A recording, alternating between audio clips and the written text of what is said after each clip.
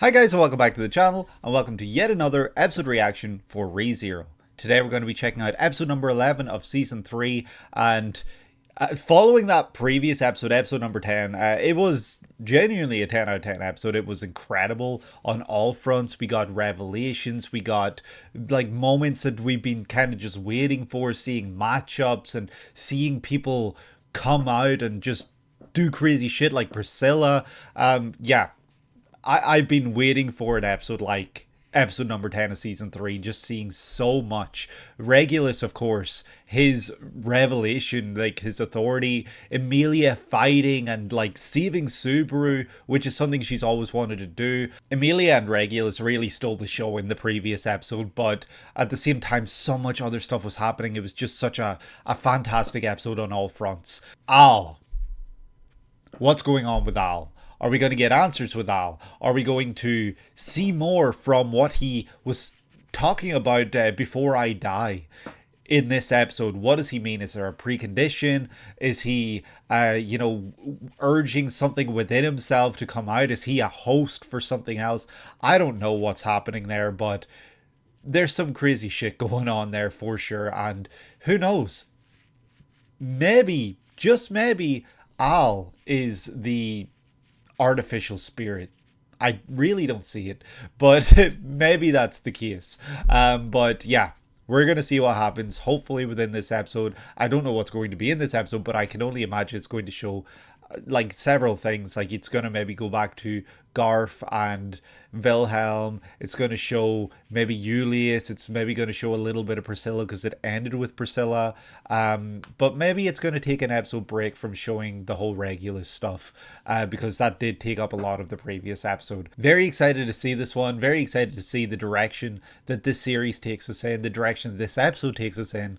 And we're getting ever closer to that season 4 beginning. So I'm really just itching to get caught up at this point. I want to be there with everyone else as it happens.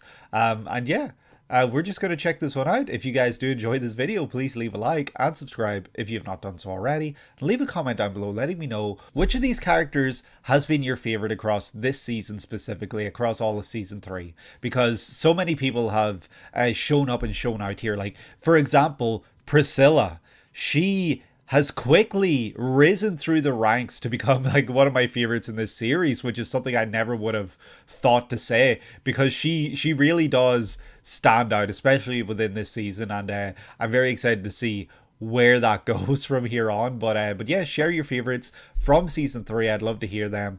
And yeah, feel free to hit the notification bell if you'd like to be notified when future uploads go live in the channel, and share this with a friend who you think might enjoy ReZero reaction content. But yeah, with that said, why don't we just jump right into this one? So, season 3, episode number 11, I almost said 10, episode number 11 of ReZero. Let's go. Come one, come all. What are we looking at here? The Bards! Oh, this is the traveling family? Okay, this is... Oh, there it is again. So that's your mother, I would presume. I can't remember what she said about her family. Did she just say that she comes from a family of traveling? Oh shit, okay. She's just playing. Damn, she doesn't even get a roll? Like, not even a proper instrument? Come on. Damn, Liliana, that's what you gotta measure up to.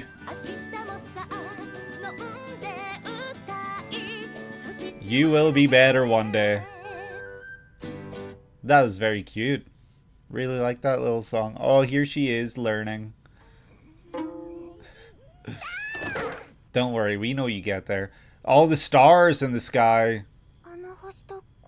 Oh, what? Guilty Low's Fang. What star constellation was that? And what are the stars in this world called? Like, in ReZero?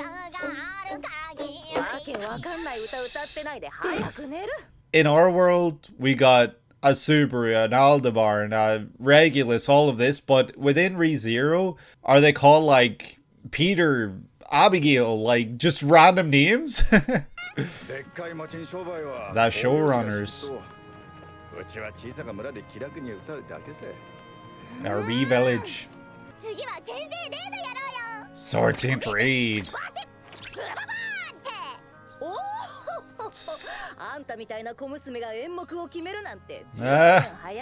10 years too early. I don't think this was 10 years ago, which is the sad thing.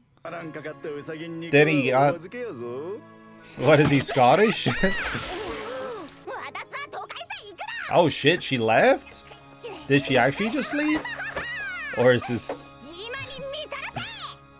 yeah, I think it's a declaration.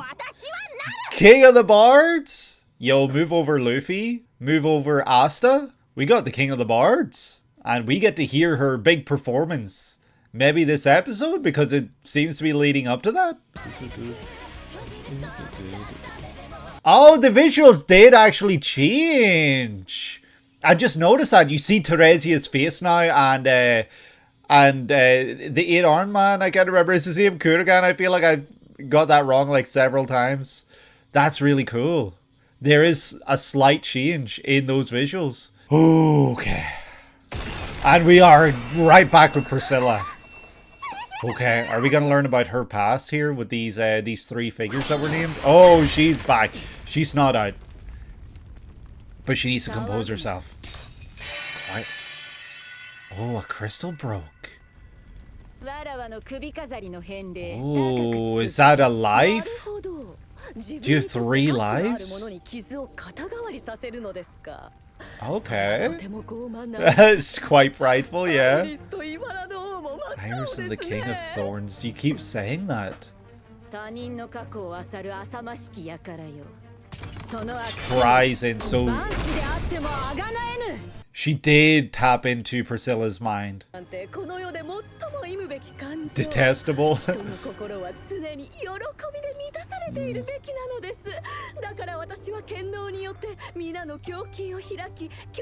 You're not opening hearts, you're crying like Priscilla said.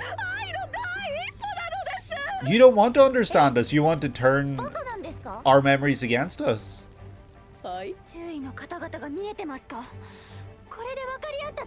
Yep.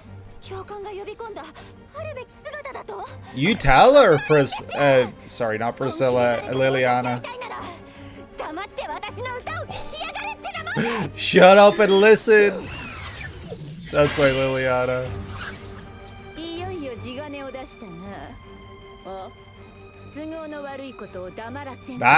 That's so true.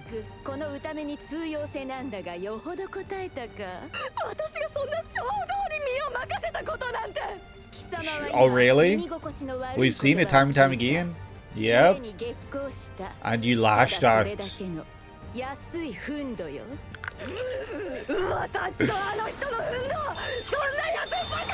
precious and I.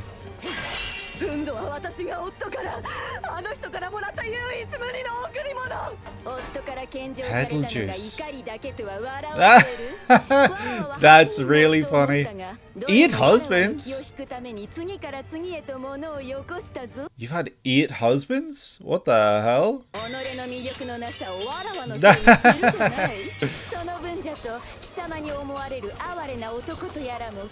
Damn, you're gonna get...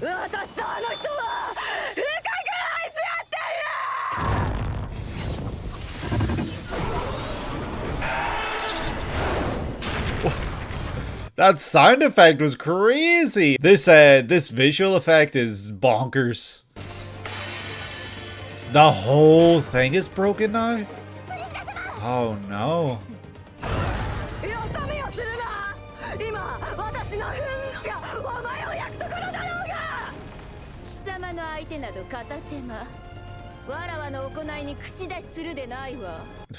What are you gonna do next, Priscilla? Have you got other valuables? A clumsy flame.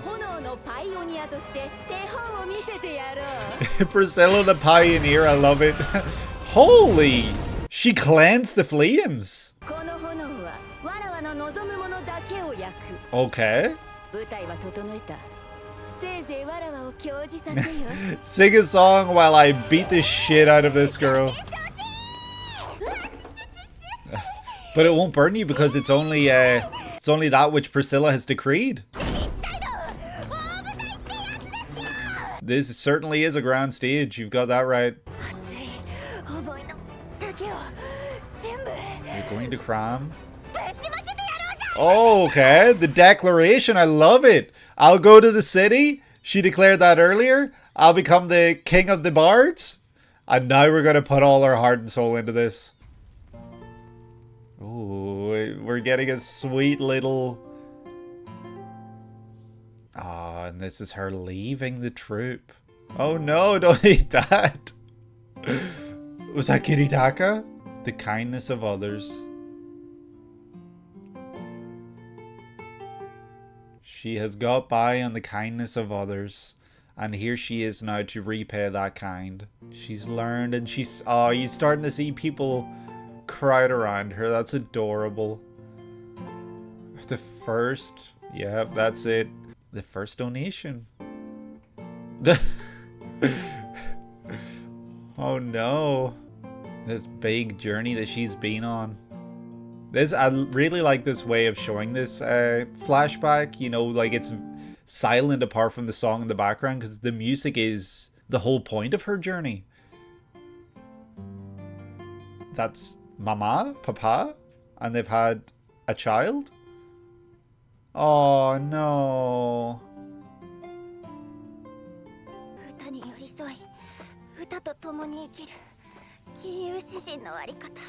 And then the first words we hear are about the music, yeah. I hope that she does have a moment at some point within the series where she reunites with her parents.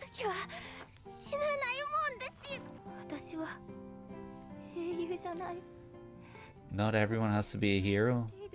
Reed or Flugel. Those are the two names I know of from the past.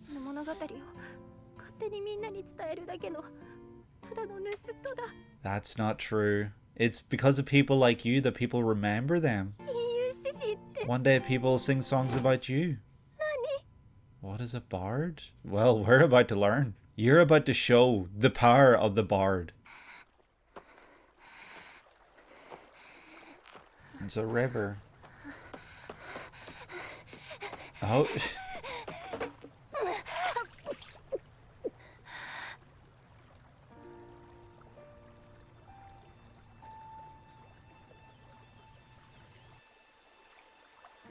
Ah, now she sees the beauty in the world here. This is the power of the bard. To turn something that you can see into a song that others can visualize. That's your power, Liliana. The strings are going to get rusted.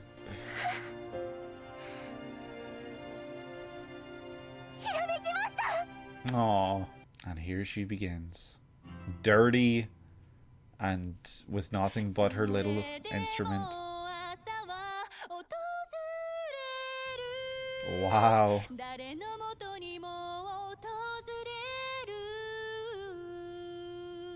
This solo voice ringing through, no instrument or anything right now. Oh. Okay, and now we're hearing the other instruments. Not that they're really here, but it's making me think of if she had performed this with her family, which, if anything, it's making this even sadder. The fact that this is solo.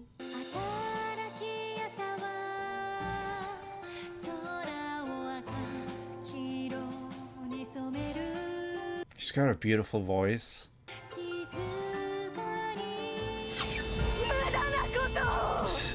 Oh, that will work. Shut up, Wrath. You're ruining the song.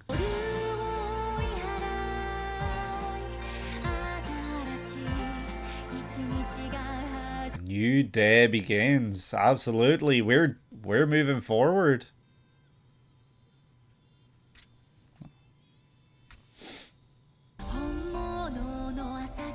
The true morning.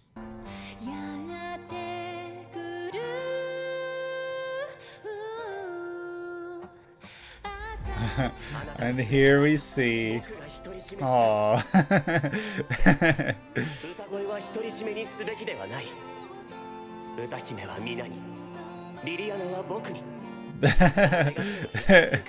That's crazy. Liliana's for me, songstress could be for everyone else, so Kiritaki, you're crazy. To everyone. He was your biggest fan, he pushed you to these heights. And I hope he's okay. Wow. The power of song.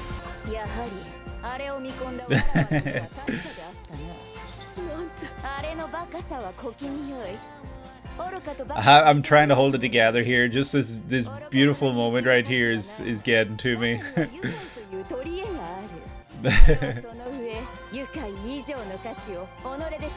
It's very much so. By taking you down! Holy shit! Burning blood? Oh, jeez. My property. Arrogant bitch? Come on now. Okay. Okay. What broke? Oh, shit. Oh, no. She's always worn that hairpiece. That doesn't stop her.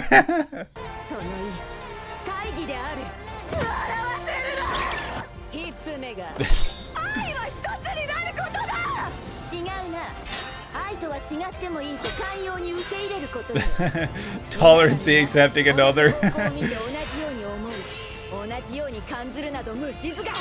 Two people cannot be the same. Yeah, it's not about being the same person. It's about accepting the other person and, you know, growing together. But you've had 8 wives, which is crazy. Oh no, what's her name again? I can't remember.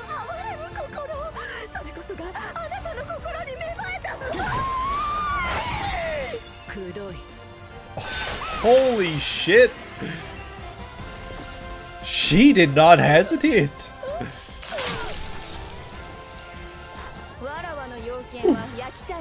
Only those I wish. Ah, so you can cut through without actually cutting through. That's sick. Oh, get her ass. Your wild delusions. Priscilla, you may be the goat. Oh, but she fell into the water. That's not good. We didn't actually see her, like, die, I guess. So that doesn't mean she's gone. That's not what the lyrics were saying. You bird? What?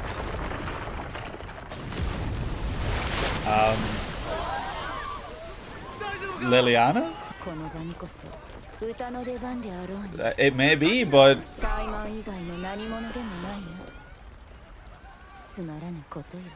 What are you yapping about at this point? Looking up at the sky. Like the moment you realize your power isn't barred. It was a fun life. Come on. There he is! Kiritaka. Oh, it's good to see him okay, but where has he been this whole time, yeah? Sure. Did you flood the place?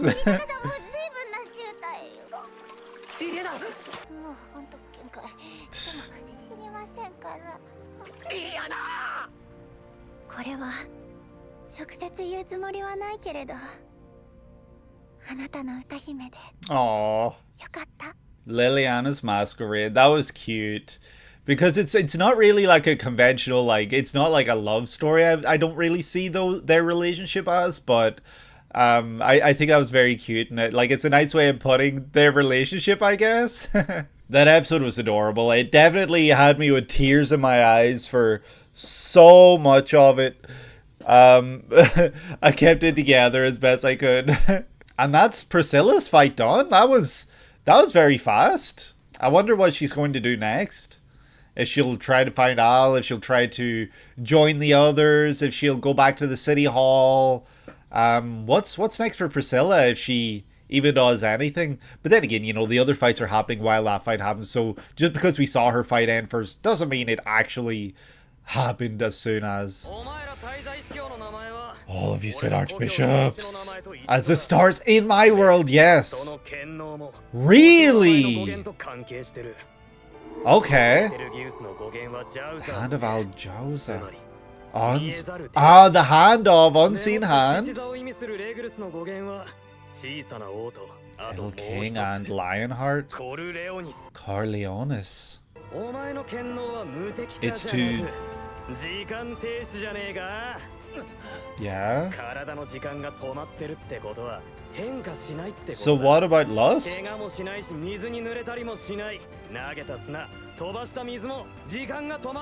Stays frozen in time and then you can control it. It's not about think, it's know what he knows. Jeez. Okay, Super, you're very lucky actually.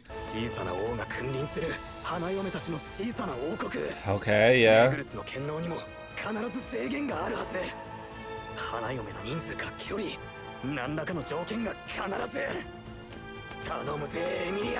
Really?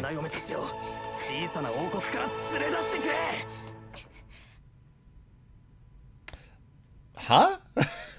That part I'm not understanding. Let me go back and see that dialogue again. So the number of wives he has and the distance he can be from them, there must be a condition for it.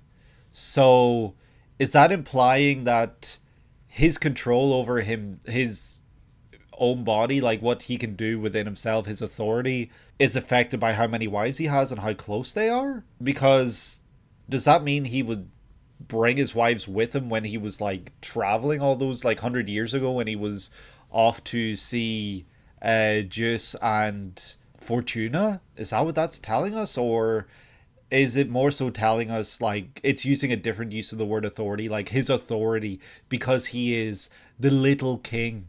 Like the word king implies an authority over others. So for him to be king, he needs to have those that he rules over.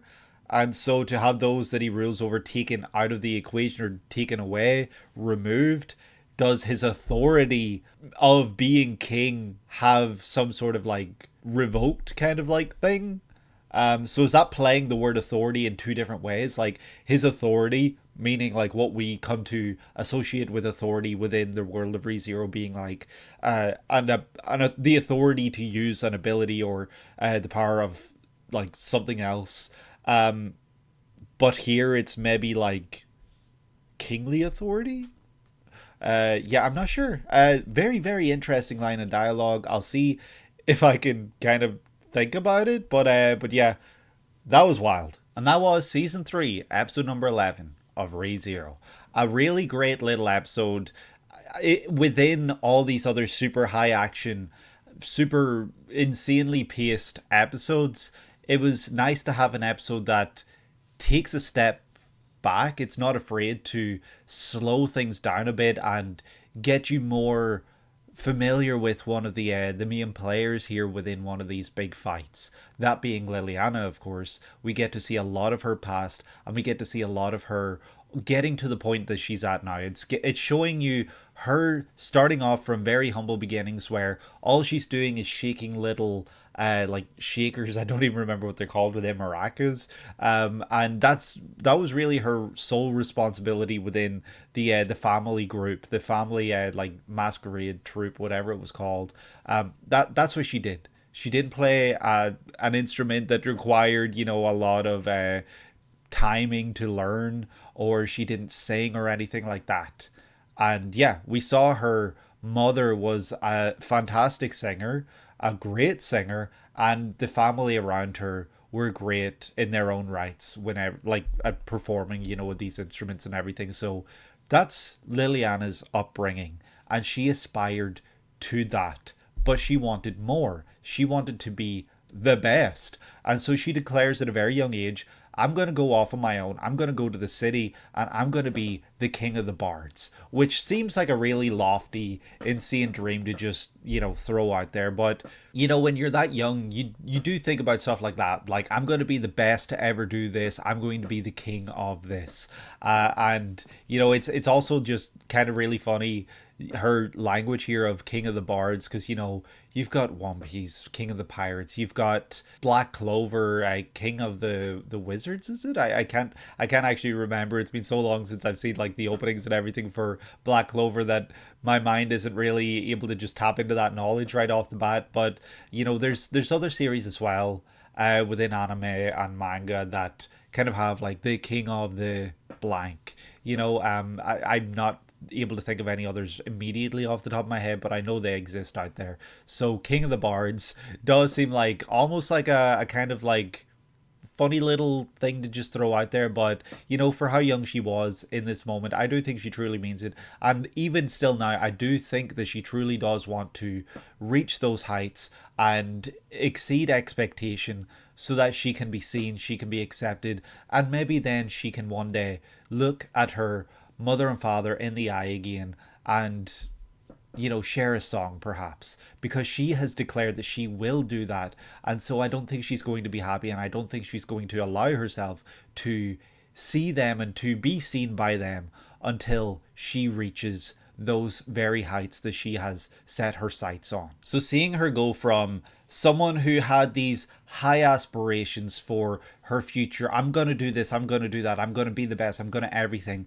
to then realizing, wait a minute, this is actually a lot harder than it seems, and she literally has to depend on the kindness of others. Some others pick her up and feed her, take her around, travel with her until she gets to the city, and that's when she departs from the group that she was traveling with. But she was being taken care of, she was being looked after by that group of people, and this is where she was learning to practice and everything, and she was doing her best to get herself ready for the city. When she gets to the city, she starts performing. She performs her heart out. It looks like she stands there for hours, all day. And I thought that over the course of that little section of the flashback, we would see a small crowd start to form, from nobody watching to suddenly a small crowd. But really all we get to see is like one person at a time watching. So it is still very sad that she's not drawing a crowd right yet. No, not yet anyway.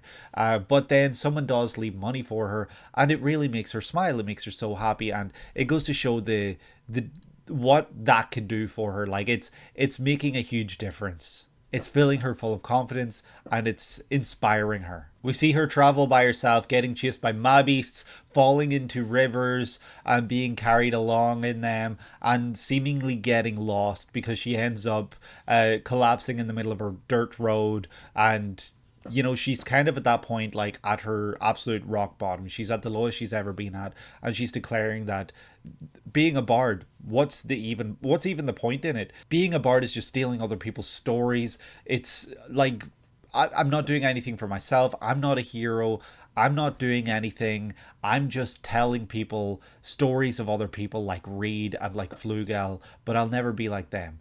And she starts to doubt her importance and her place in this world and what she can do. But realistically, a bard keeps those stories alive. A bard is the reason we even remember people like Reed and Flugel. I mean, I'm sure that there are other stories as well besides Song that celebrate those two heroes in particular, but it is still worth noting that bards have a very important and special place in this world and within this series, because they are the reason that we are inspired with confidence. Well, not necessarily. Like, I know Subaru is the biggest source of inspiration within the series, but I know for others, they hear the songs of these heroes and it inspires them to be better. It inspires them to want to go out there and join their ranks as heroes. But Liliana at this point doesn't see the point. She is beaten. She's breaking down, and she doesn't care to continue. And you know, this is obviously as well after seeing her parents and just being so heartbroken that they have moved on, it would seem, and that she has not. Her past is still catching up to her. And this is during the dead of night that she's experiencing all of this. So the darkness enveloping her, the darkness surrounding her, is very symbolic of her mental state. But then shortly after this, she wakes up. Well, I say shortly after, a whole night has passed and it's suddenly daybreak, it's morning, and she sees the sun rays in the sky. It's suddenly a beautiful sight. There are still puddles on the ground, of course, but suddenly there's beauty in the world. Suddenly there's light, and suddenly she sees everything around her. She sees things for what they are, not for the darkness that was consuming them. She sees a world full of beauty, a world full of light, and a world that she wants to share with others. And that's what inspires her songs. She wants to inspire others to look up and see the light in the world, not the darkness surrounding them. She wants them to see the light. She wants them to look for a brighter future, a brighter tomorrow. And that is kind of what a lot of her songs are about, you know, like the daybreak and everything. And she even declares that herself. This is a song. She sees the light and the river in front of her and says, this is a song, the beautiful sights in front of her. And that's something that I commented on during this episode as well. A songstress like her, a bard like her job, not her job literally, but her job as a bard is to make others visualize these beautiful sights that otherwise we wouldn't see because they're just words. So an author, a manga artist, a comic book artist, a movie maker, like I know movie makers use images, but you know what I mean? Like, they make you see things with words. Like, in a movie, for example, like I said movie, and to just kind of like correct what I mean by that, you can be told a story within a movie, and the way that someone tells the story, you don't have to see it visually in front of you to know what they're talking about, to be able to visualize the scene. The scene within a visual novel or a web novel, whatever it happens to be, which obviously ReZero was. It was a web novel, became a light novel, became everything else. You know, you name a media source, ReZero has it at this point. But to be able to use those words and give others the inspiration and ability to see what you're talking about, that's kind of like what a bard does, right? They tell you this world and this story and this scenario that you can visualize. And I think in this moment Liliana recognizes that that is her power, that is the source of her strength and what she can do for others. And that then leads into what she does within this episode, and it is beautiful. It's really well done. It's really well told here. And the scene of her staring up at the sky in the water with tears in her eyes as she recognizes all of these things is just really just, it's very meaningful. It means a lot, and it's very beautiful. And I definitely was starting to get tears in my eyes at this point in the episode. And it was during that moment then, like after she discovered her love and like the beauty of the world, that she did come up with a song that people did love and people did flock around her to hear and to listen to. And this then is where the maniac kind of spawns from. Kiritaka starts to become obsessed with her from this moment on and wants to hear her songs, wants to see her do well. And his choice of words is very, very interesting, because he's like, I want you all to myself, but I don't want to have you all to myself. So he's kind of saying like, I want Liliana the person, and I want the songstress as well, but I want your job as a bard to be for everyone. I think that that's a beautiful thing, and I want others to hear your voice. I want others to hear your songs. So yeah, I still struggle here to see this as like kind of a love story, because I don't see it that way. And maybe a part of that as well is because Liliana does look very young, and I think it's kind of creepy if it is written that way. So I'm kind of in my own head trying to see this as someone who is literally a fan, a maniac for this person, and wants to hear songs for himself, and you know, like all of this, like he wants that. But otherwise, I don't really see this as creepy. I hope that it doesn't get creepy, but that's kind of where I see that. And the way that we see that relationship form is really fun. And that obviously then leads up to the song that she performs for the people in this city. But before we get to that moment, early in the episode, obviously there's a lot of stuff with Priscilla that I skipped over just because I was kind of talking about Liliana within this. But Priscilla, we learn when she took that big slash at the end of the previous episode after the post-credit scene, during the post-credit scene rather, she lost one of her jewels. So she has, I don't know if you call it an ability or an authority, whatever it happens to be, to have precious things to her take damage in place of her. So I don't know if this is necessarily exclusive to inanimate objects, which seems to be the case within this episode anyway, and that's kind of where we get the comment from Wrath that that's very shallow, and that's what's the exact quote? It's a very prideful way of life, which absolutely it is. To have something inanimate take damage for you and be destroyed because you see value in this thing, it is very prideful. But it's also very interesting for the character of Priscilla, because the character of Priscilla is one that doesn't let others in. She struggles to make these bonds with others. So the fact then that we see that she does see value in certain objects like this is very curious. And I wonder what it is about these objects that makes them suddenly become so valuable. If it's the way she sees them, if it's the way that she values her appearance, and so these objects, what's the word? They will reinforce, I guess, her beauty and everything like that. If it's because she sees these objects as something that will basically have that effect on her appearance, she sees a value in them. And she seemingly within this episode, it would seem that through all this she only really cares about herself and how she appears. That's kind of the direction it seems to go in here, because she has one of these jewels be destroyed and she becomes very angry, and she's like, that's going to cost you. I don't know then if, say for example, just to pull a character, like I don't know of a character like Schult, I think the name was, the little child character. I don't know if she would view Schult as a valuable and could potentially take damage in place of her. Like I don't know how far that goes, the extent of this this whole prideful way of living and not taking damage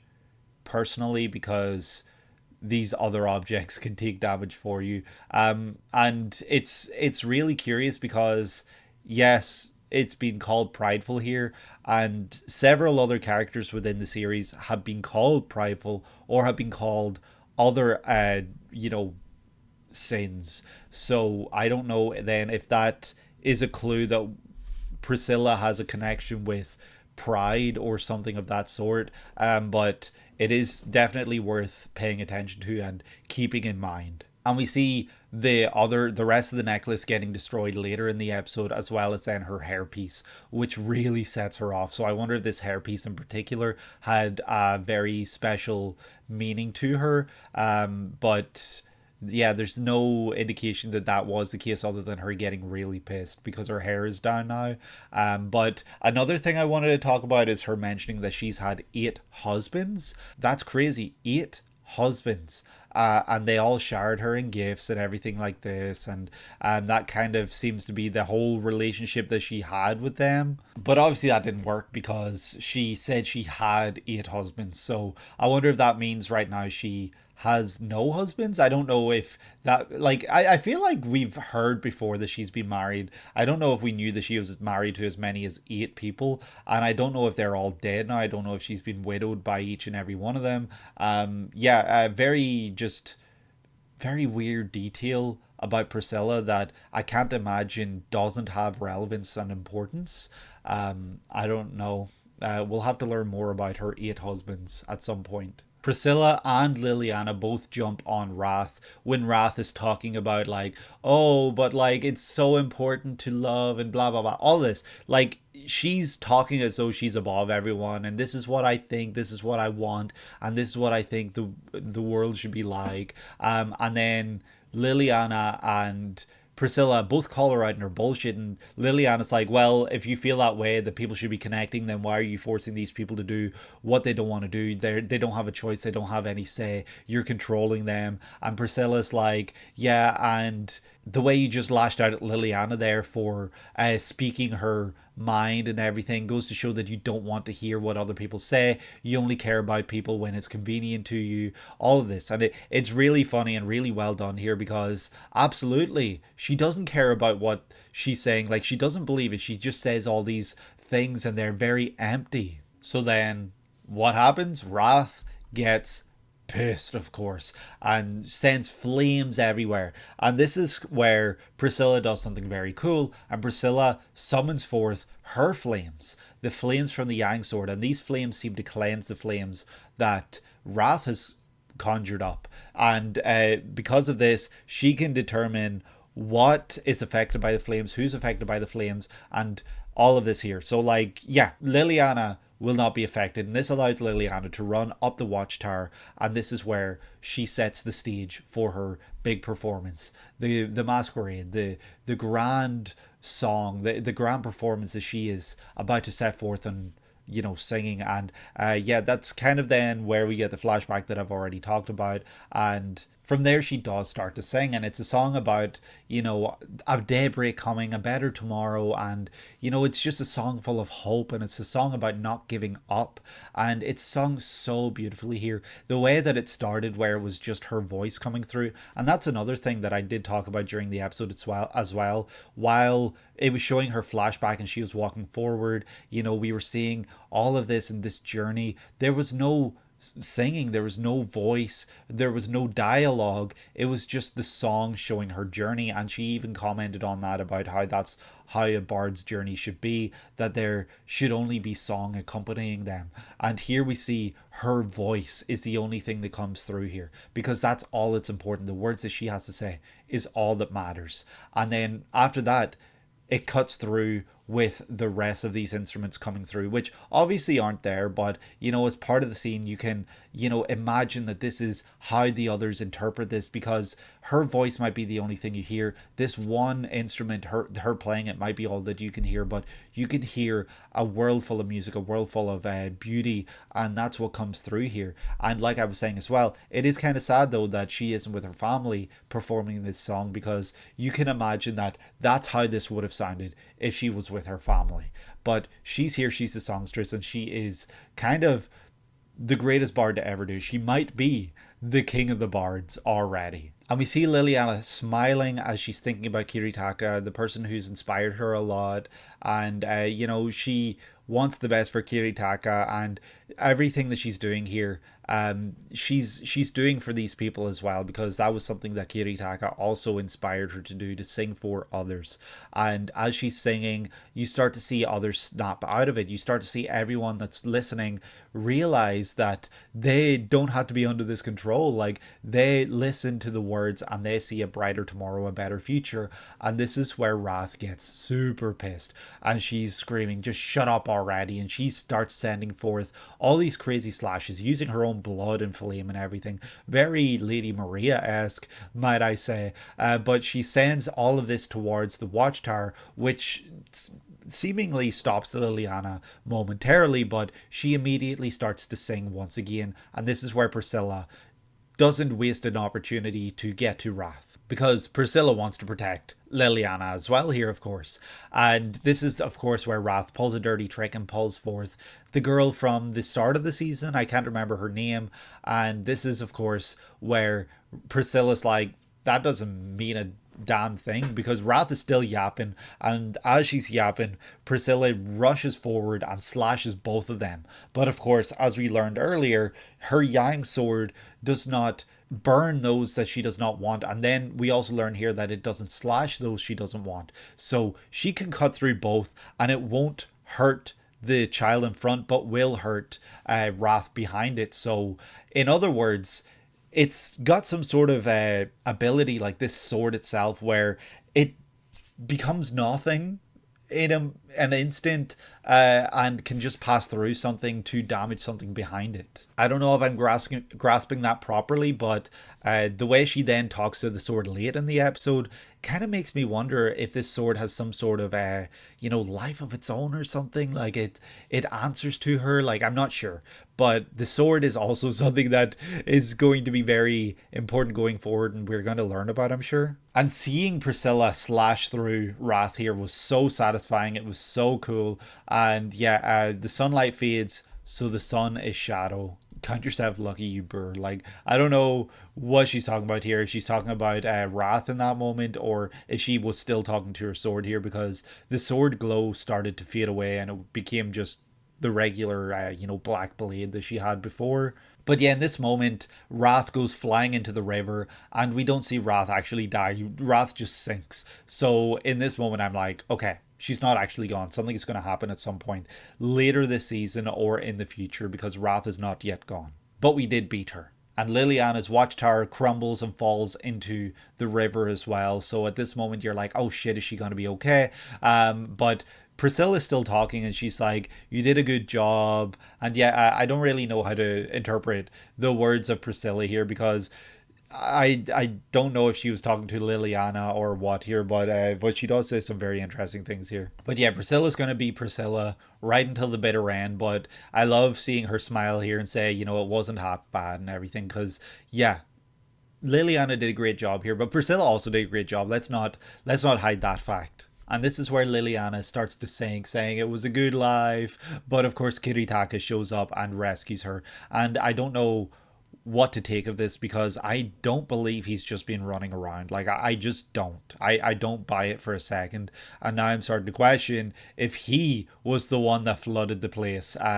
Yeah, very, very bizarre. But of course, Liliana is rescued by him, and in the closing moments before the credits, she does say, in her own head, she thinks to herself, I'd never say it, but I'm glad to be your songstress. That shows how much he means to her. And then in the post-credit scene, of course, we learn that all of the stars, their meaning and their the whole thing about the stars, I don't know, has relevancy within this world of ReZero. So the star of Betelgeuse, it's something about something's hand, like Al Jazeera's hand or something, and the mention of hand, unseen hand, and then we learn that Regulus Lionheart, and he can control, his heart. I don't really understand the direct relationship between that star and Regulus within this world, but I'm just going to put it down to, he can control his heart, that he doesn't die.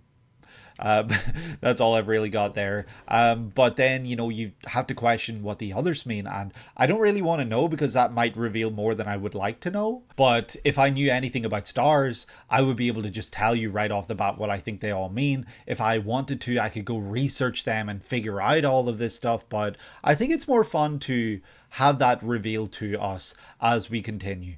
And of course, obviously then, it brings up the question of, what are these stars within this world called? Are they given names from, like, our world? Is it kind of like an inverse relationship, our world and this one?